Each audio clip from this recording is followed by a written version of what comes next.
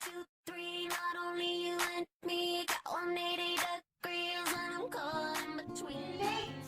I'm so sorry. It's rain cats and dog outside. I was caught in the jam. You're late! I'm so sorry. It's rain cats and dog outside. I was caught in the jam. Okay, but why are you looking so under the weather? Do I? I woke up with terrible headache this morning. You feeling better now? Yeah, I had a cat nap. Oh, okay. Right, shall we go? I'll be ready because our reservation is at 12. Oh yeah, I am so hungry. Please, I could eat a horse. Let's go. Come. You managed to catch some unusual phrases in the conversation? They are raining cats and dogs, under the weather, a cat nap, and I could eat a horse. Idioms. What it says is not exactly what it means. Now, you will watch a video of some common idioms used. My family can be so. Please get in the way. I've made several videos about English idioms, and that's because they're a really important part of English. They're expressions that come up all the time, in both written English and spoken English, in formal and informal conversations.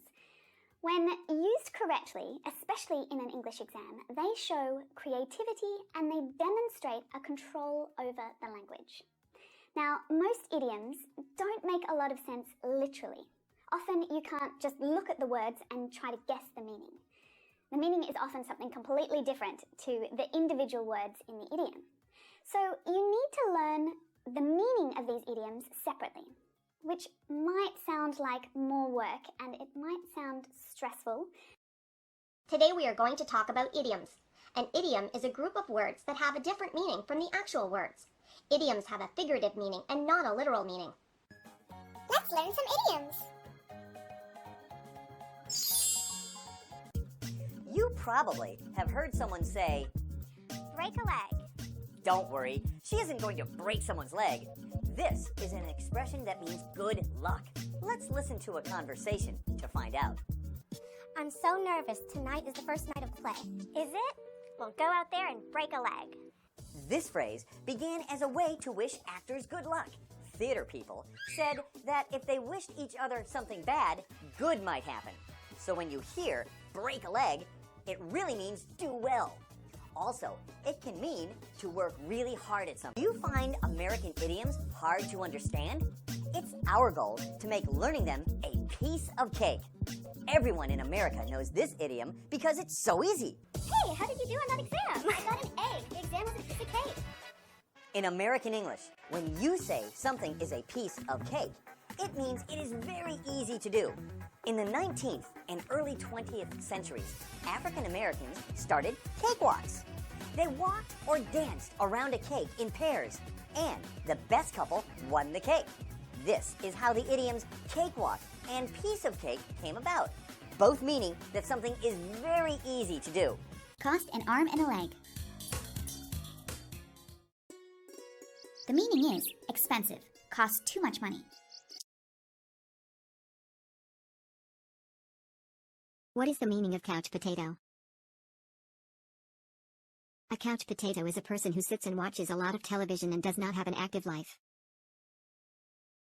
Don't be a couch potato. Go out and do something. Under the weather. To feel under the weather. Now, if you feel under the weather, you're not feeling very well at all. You might be sick, like you might have a cold or something like that. You feel not as healthy as you usually do. For example, I said that I'd meet my friends for dinner tonight, but I'm feeling a bit under the weather, so I don't think I'll go. Or, you look a bit under the weather today. Are you feeling okay? To hold my tongue. To hold my tongue. This means not to speak, although you may feel like yelling or stating your opinion. I'll give you an example. My boss came into work this morning and started yelling at everyone in the office. I wanted to yell back at him, but I held my tongue because I didn't want to be fired from my job. I need my paycheck. Or, my mother yelled at me for coming home late last night.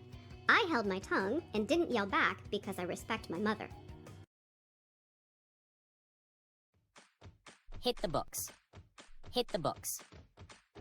Hit the books means to study hard. Hit the books. Example. Sarah was invited to David's party. She wanted to go, but she had to study hard for a test the next day. So she told David, "Sorry, I have to hit the books and will be studying all day." To prepare for the test, Sarah really had to hit the books. Today's expression is to hit the nail on the head. This is a very common idiom meaning to do or say something exactly right.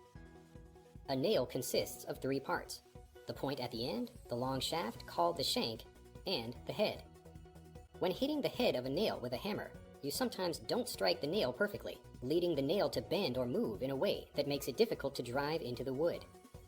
But when you hit the nail on the head perfectly, the nail slides quickly and easily into the wood. From this physical action, we get the figurative idea of doing or saying something perfectly, when we hit the nail on the head. The nail in this case may be an action we perform, or something we say that's perfect for the situation.